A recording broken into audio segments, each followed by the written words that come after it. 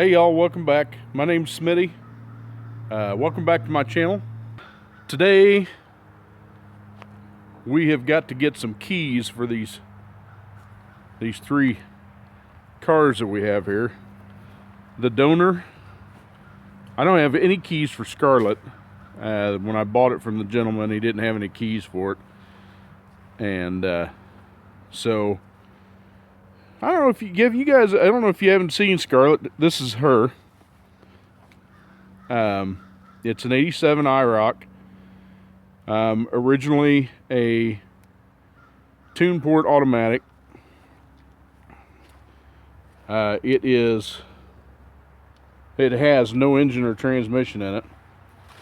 And yes, I know the wheels don't belong on here, but it also, when I bought it,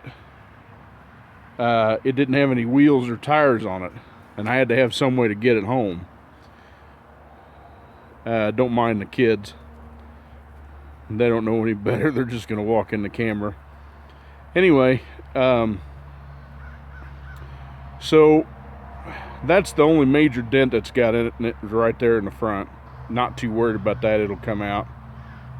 But of course, the back wheels are off of the 89 donor, that one, and then the front ones are some that I had off of a Formula that I had. I was a big Firebird Trans Am fan, still am, but I've also really liked the 3rd gen Camaros. I might do one of those on the page sometime. You'll have to let me know what you think. But anyway, it's got some paint flake, and I've had a cover on it, but the cover kind of got ripped, and I'm gonna have to get another one. Anyway, long story short, I don't have keys for this one at all. I bought it with no keys. I do have a title, obviously, but the interior is almost perfect. Just like the commercial says, almost. I better not say that. It's probably a copyright deal. This is the only bad spot of the dash is right here on this corner. Other than that, the dash pad isn't even cracked.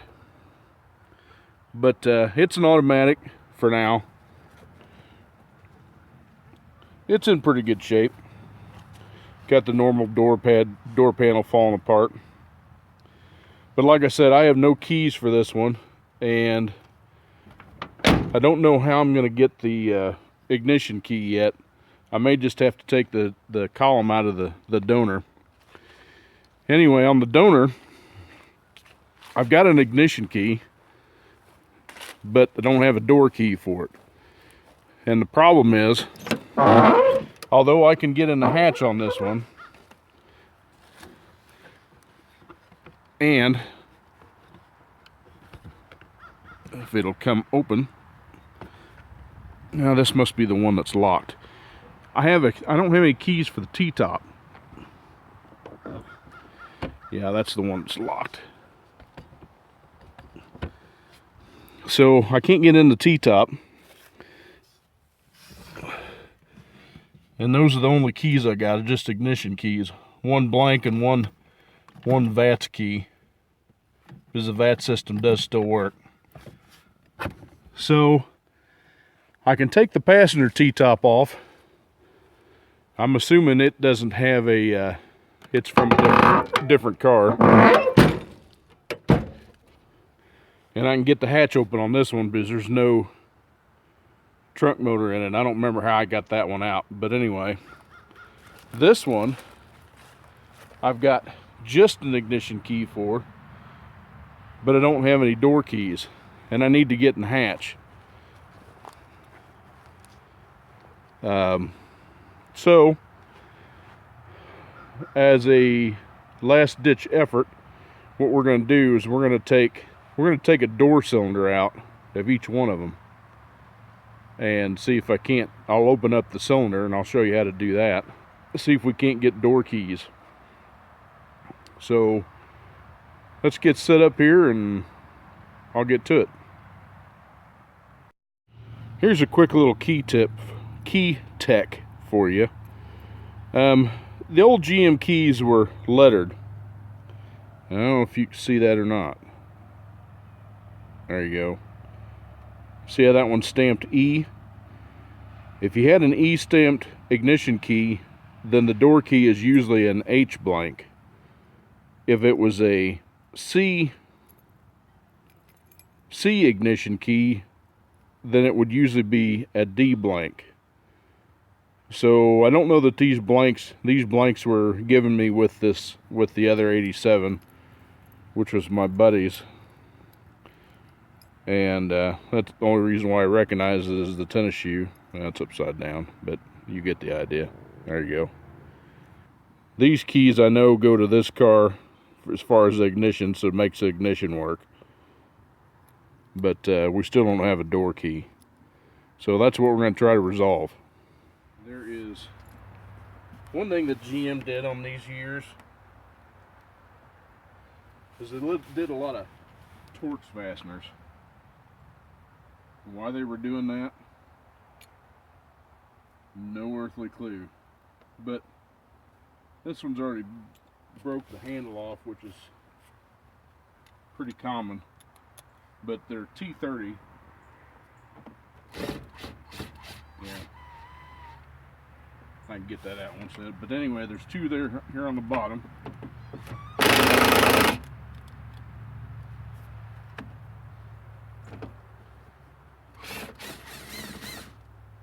There's one, and then there's another one over here. Just like that. And pull your armrest off. Oh, good Lord. That's funny. There's a whole bunch of crap in that.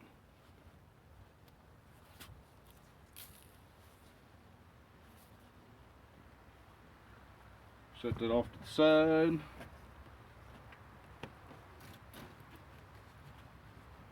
I don't think there was any screws on the bottom, if I remember right. Only some of these are actual screws. One of them is the door lock switch.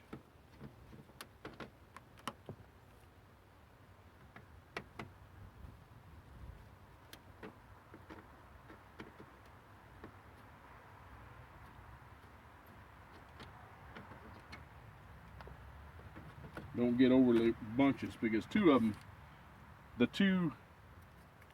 these two outside ones are screws. These two are just dummies. So once you get that, you can pop your switch out. There's a little tab here on either side. Just gently pry it out and the switch will pop out of the bezel.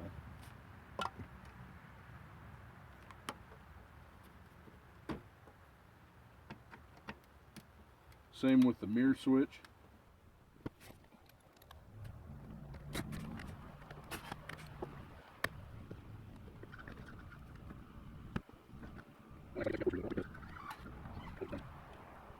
And get your two on the outside of the handle here.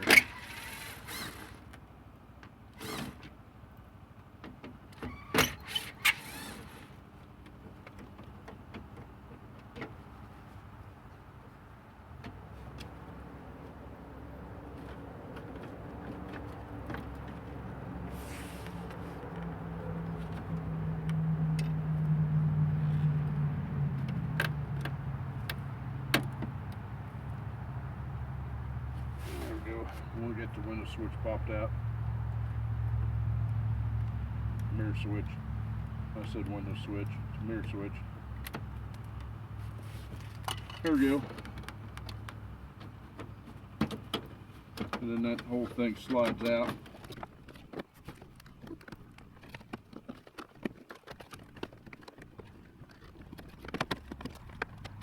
There we go. This has got like a, I don't know if you call it, this is your door lock deal, but it's got a hole on the inside where it makes a shepherd's hook. Hooks in there and then it snaps in this piece, so it makes it kind of a booger to get out. Then you got this one tab that slides in the panel in the front.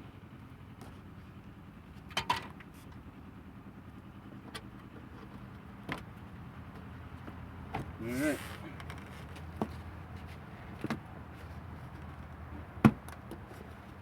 you get your hand underneath the bottom and just pry ever so gently. Because this door card is going to be soft. Uh-oh, Mom must be home. I miss Bailey. Bailey apparently wanted to be part of it too.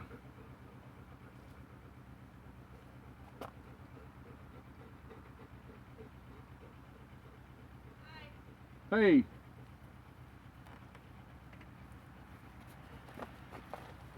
Watch out, you can knock the camera over.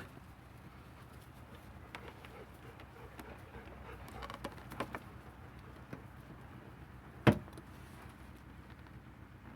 little intermission there. Like I said, just pry gently. If you try to get around where the clip is, usually it'll come out. And that one wasn't going to come out. They make a tool for that. I don't have it here with me. And then the top, when it doesn't want to be stubborn, will lift off. You usually want the window down, but I can't get the window down in this condition, so I was just looking at the windshield on this one.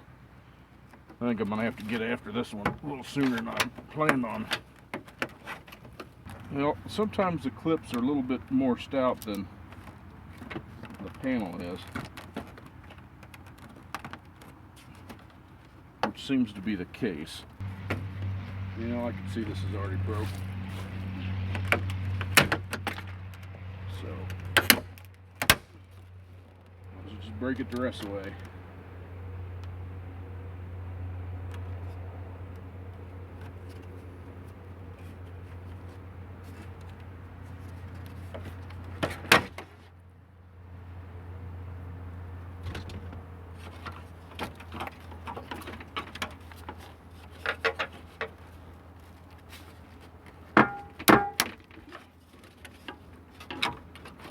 Well, it's good enough to get the door card off.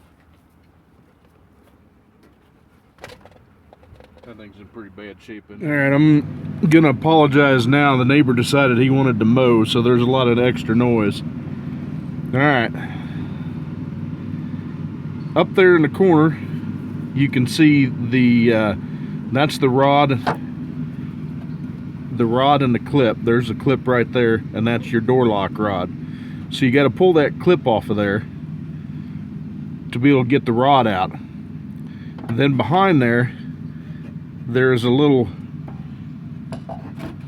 get close enough where you can see it, there's a retainer that holds that lock cylinder in. You got to slide the retainer off, and then you can get the thing out. Alright, so what I'm going to do,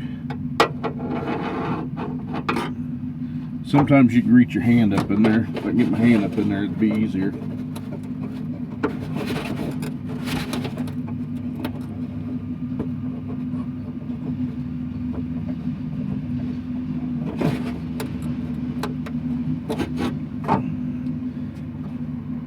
Now I can't get the clip far enough out. This is a swinging clip. In other words, it just kind of, I'm on the wrong one, just kind of lays over.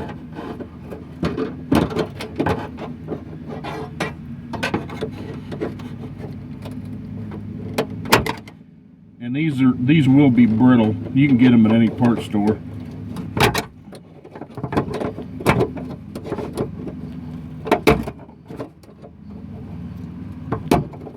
There we go. Now you can see I flopped that clip up there. Then all you got to do is pull the rod out just like that. Then your rod's loose. And then you can see that clip. There is an ear right there.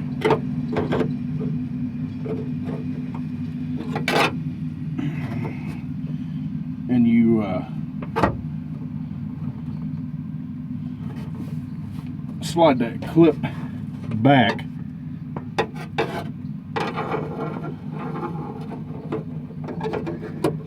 All right, through a little persuasion, I got that clip off of there.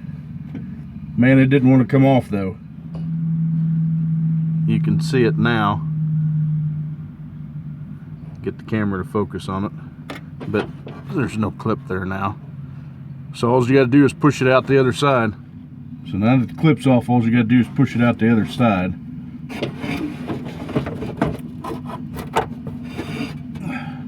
Just tilt it sideways and out it comes. There you go. There's the door lock cylinder. Now let's see if we can get it apart and get a code. Well, I was going to do this whole video in one deal, but it ends up being too long. You probably get bored with it. So we're going to end this part of the video off now. I'll do the second part of the video showing you how to disassemble the cylinder and getting the key code off of it. So with that being said, y'all have a great day. If you're new to the channel, make sure to like and subscribe, hit that notification bell, spread the word. Let everybody know that I'm out here. But until next time, God bless y'all, and we'll see you later. Bye-bye.